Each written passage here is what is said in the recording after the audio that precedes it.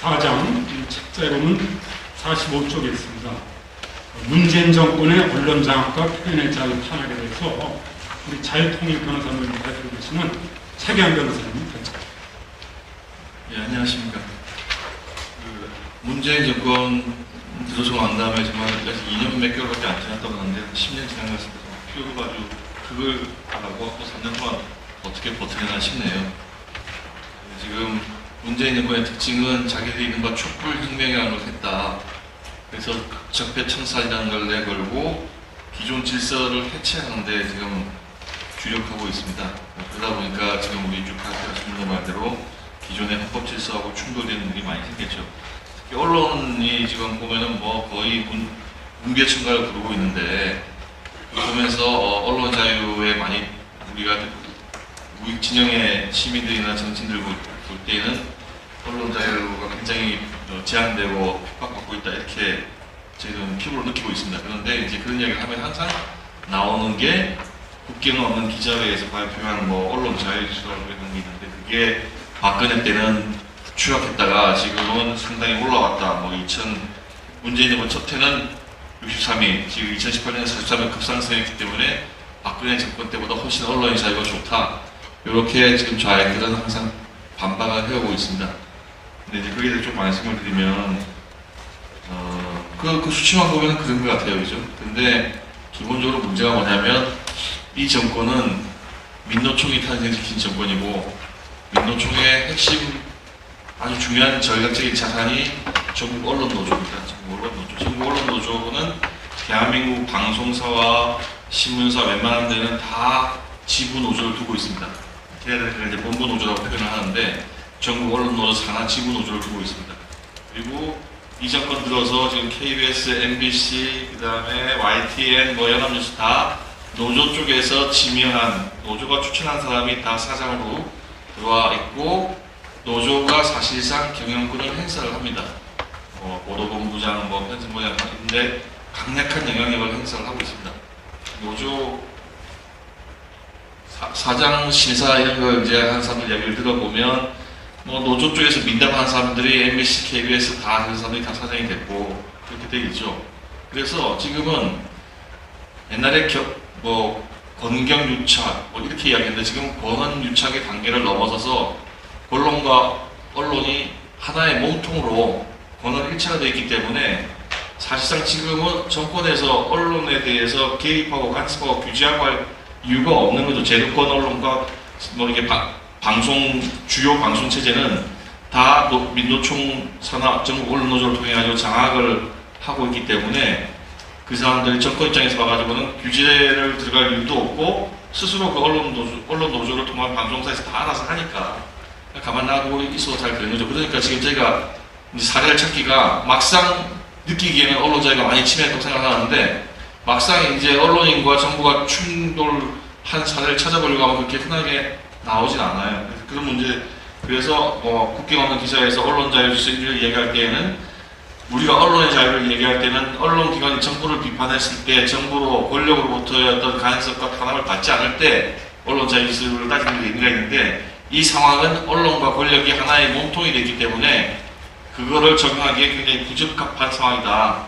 그리고 좀 지난 이야기지만은 이 전국 언론 노조 산하에는 정치위원회가 있습니다. 정치위원회 보면 제가 이렇게 사파를 나눴는데 거기 강령에 보면 진보정당 활동을 진보정당 활동 관련 교육 선전을 한다고 되어 있습니다.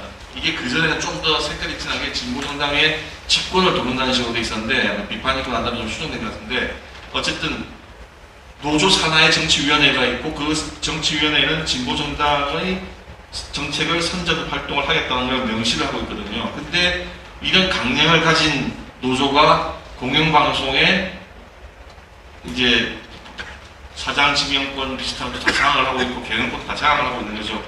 그래서 사실은 이제 정권을 찾으면 저희가 해야 될 일 중에 하나가 이런 식의 편향된 어떤 특정 정파성을 띠고 있는 노조는 적어도 공영방송사에서는 들어오면 안 된다. 공영방송이라고 하면 좌익도 우익도 아니고 국민의 방송이어야 되기 때문에 이런 식으로 되어 있는 노조에서 빠지든지 아니면 이런 강령을 개정을 하든지 해서 어떤 방송법을 개정할 필요가 있다고 생각합니다.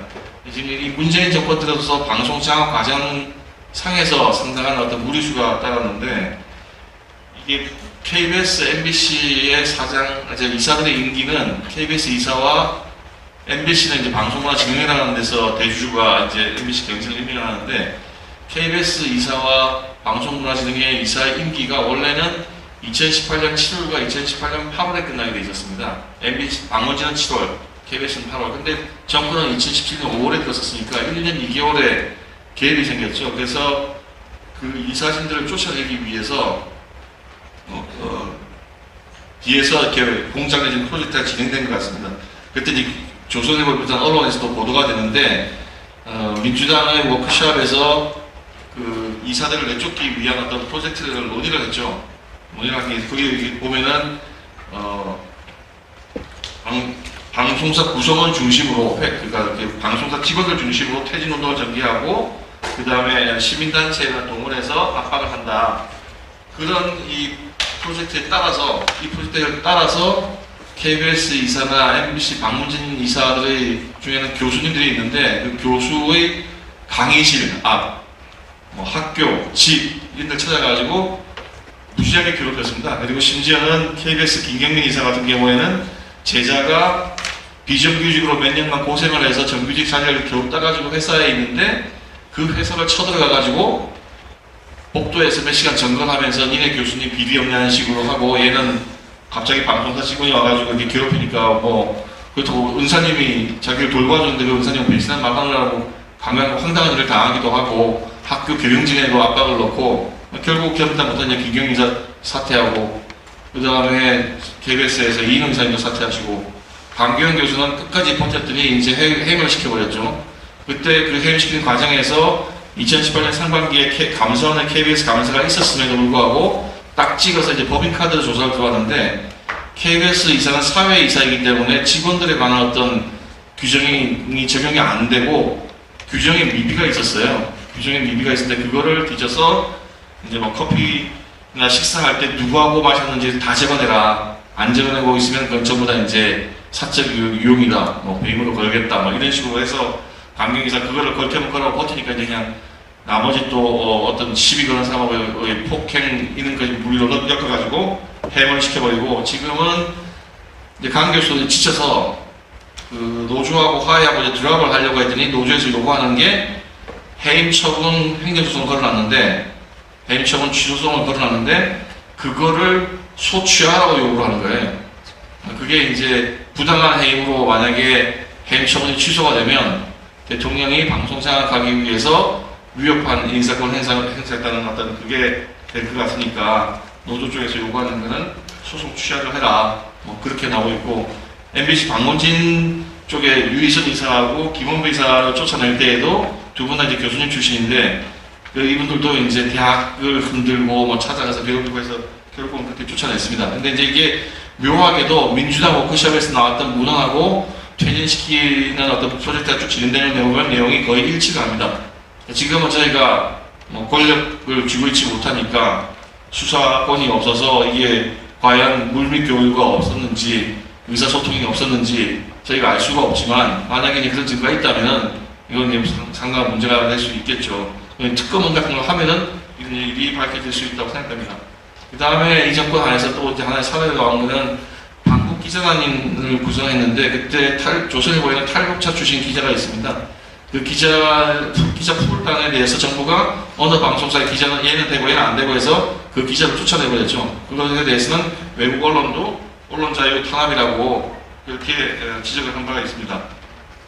그 다음에 지금 최근에 이제 문제가 되는데, KBS 시사기획 창업하는 프로그램이 있습니다. 태양광 공마전 이래가지고 보도를 한번 했는데, 내용을 보면은 그렇게 심각하게 청와대 비리를 고발한 건 아니고, 다만 이제 그 저수지에 태양광을 패널을 놓는데 그걸 10%에서 60%까지 덮어준 거에 대해서 그 비율이 확 늘어난 거에 대해서 대통령이 반응이 있었다. 그 다음에 그 협동조합 같은 걸 담당하는 청와대 수석 비서관이 그런 회의를 주재를 했다. 그 다음에 태양광 산업을 진행하는 과정에서 한전 직원들의 어떤 비리가 있다. 이런 정도인데, 거기에 대해서 지난 6월 21일 날 윤도한 청와대 국민소통수석이 KBS에게 정정을 요구를 했는데 이제 안 하고 있으니까 3일 동안 아무런 대응 조치가 없으니까 공식적으로 정정보도 사과 방송을 요구한다 이렇게 이야기를 하니까 이제 3일 전에 이야기를 했다 하는 게 이제 문제가 됐습니다. 이게 이제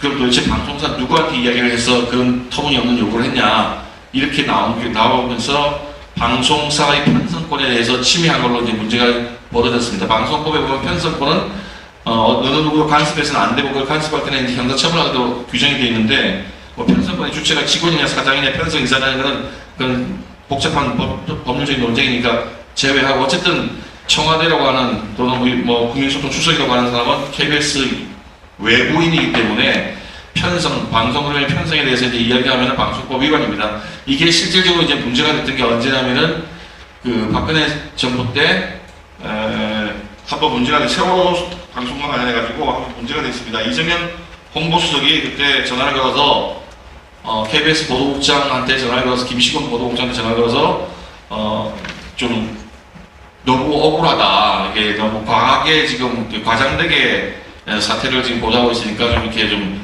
차분하게 좀 공정하게 좀 보도해달라는 그런 식의 사실은 어떻게 뭐 위압적이라고 하기보다는 마이크진 쪽에는 좀 호소하는 정도의 이야기였는데 그거를 지금 노조로 고발을 했고 1심에서는 집행유예, 그러니까 유죄 선고를 하면서 집행유예 선고를 했습니다. 근데 지금 이거는 그거보다 더 노골적인 거거든요.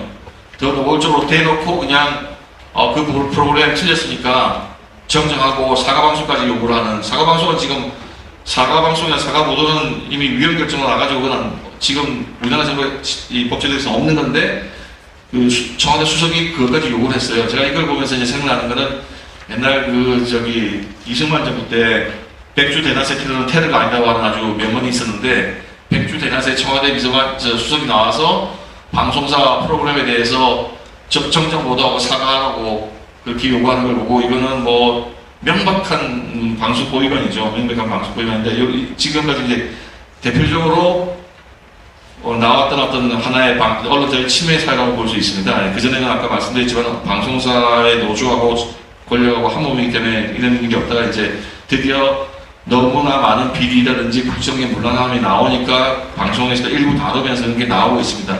지금 제가 여기 안 썼지만은 이 정권 하에서 지금 이제 프로그램 자기들의 프로젝트를 검토하고 시동을 걸고 있는 게 유튜브에 활동하고 있는 우익 지금 시민들의 활동을 제약하려고 하는 겁니다.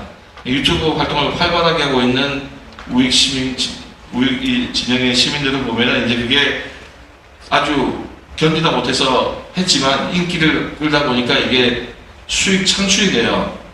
수익이 창출되니까 사람들도 좀 더 이게 뭐 원래는 애고 활동을 생각했는데 이게 경제적으로 도움이 되니까 좀 더 시간을 많이 투입을 하고 좋은 컨텐츠가 나오고 직원을 고용하는 사람도 나오고 이게 이제 본격적으로 굴러가기 시작하니까 거기에 대해서 지금 조직적인 어떤 탄압운동 같은 거를 지금 시작하려고 하는 것 같습니다. 그래서 그거는 앞으로 좀 진행이 되면 좀 더 연구 검토해서 한 번 더 발표하는 기회가 있어야 될 것 같고 다만 지금 정부가 관여된 건 아니지만은 좌익 진영에서는 그 유튜브 방송하는 사람에 대해서 노란 딱지 붙이기 운동이라고 합니다. 그래서 그게 많이 붙으면 그 광고주가 안 붙어요. 그래서 활동하는 걸 위축시키는 걸 하고 있는데 그거에 이어서 그게 더 나아가서 이제 어떤 방송 내용에 대해서 정부가 구글에다가 저번에 민정위원 찾아가서 항의를 했죠. 그런 식으로 제안하는 것들도 아마 지금 좀 더 노골적으로 탄압하는 활동이 나올 것 같습니다. 어쨌든 지금 상황하에서는 제가 보기에는 지금 이런 방금 말씀드린 KBS 시작의 창이 제일 걸기 좋은 딱 그대로 걸린 어떤 방송법 위반 사례인 것 같고요. 또 나머지는 좀 더 국정이 좀 더 어지럽게 되면은 아마 비판하는 언론들이 나올 것이고 거기에 대해서 정부에 대한 어떤 위협한 행위가 더 나올 것 같습니다. 네, 감사합니다. 신의 한 수의 구독, 좋아요, 알림 방법입니다. 먼저 핸드폰 화면에서 유튜브 어플에 들어가 주세요. 돋보기 마크를 누르시고 신의 한 수를 치고 들어가 주세요.